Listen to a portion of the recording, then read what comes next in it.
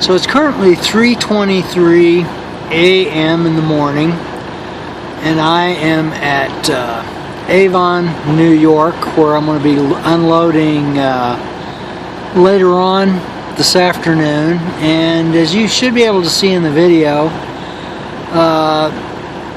it's in the middle of a kind of a snowstorm, and the snowflakes are they're pretty small, but there's lots of them. So there's already some snow on the ground, so I'm going to pan around, and it's going to get a little bit darker. You can see the tracks that I just made kind of backing into this parking space, and then it's going to get really dark as I sort of pan it on around to the right. So little snowstorm going on, probably nothing by upstate New York standards, but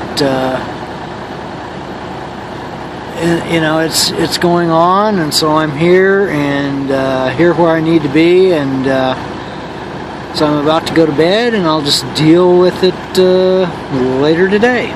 Deal with whatever I have to deal with.